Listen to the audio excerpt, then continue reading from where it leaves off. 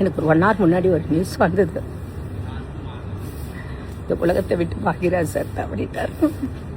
நல்ல டைரக்டர். ஒரு படங்கள் நான் 2 படம் பண்ணியிருக்கேன். அதோட என்னோட ரிலேஷனோட such a great person, human being, நல்ல டைரக்டர். நான் இப்போ இங்கே டெல்லியில் இருக்கிறனால எனக்கு ஒன்றும் பண்ண முடியல சார். Sorry, miss you. ஏன்னா அந்த கல்யாணம் பண்ண டைம் எல்லாமே நான் போய் அவர்கிட்ட பேசும்போதும் என்னை பற்றியெல்லாம் ரொம்ப பெருமையாக பேசுவார். Great person.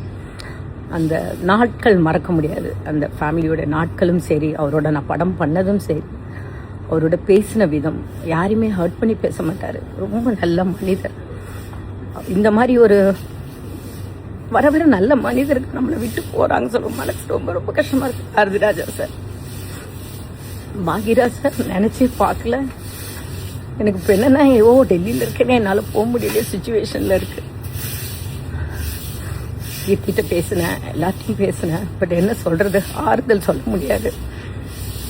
அதனால் சினிமா ஃபீல்டுக்கே ஒரு பெரிய லாஸ், ஒரு பெரிய டைரக்டரை லாஸ் பண்ணோம். எங்களுக்கு எங்கள் ஃபேமிலியில் ஒருத்தரை மிஸ் பண்ணோம்.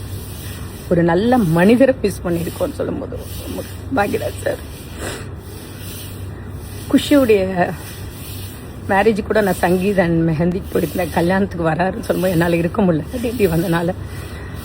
இப்போ நான் ஃபீல் பண்ணுறேன், அங்கே இருந்திருந்தாலும் அவர்கிட்ட நான் பேசியிருப்பேனே அப்படின்னு.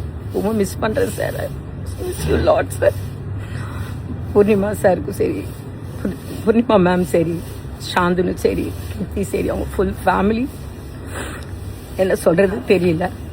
Miss you sir. Bhagyaraj sir, you are great great sir. Thank you sir.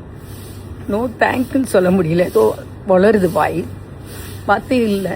ஏன் சார் இவ்வளோ ஃபஸ்ட் எங்களெல்லாம் விட்டு போனீங்க? சினிமா ஃபீல்டு நல்லா இருக்குன்னு இந்த மாதிரி ஒரு நல்ல நல்ல ரைட்டர் டைரக்டர்ஸ்லாம் இருக்காங்க. Miss you sir, miss you sir.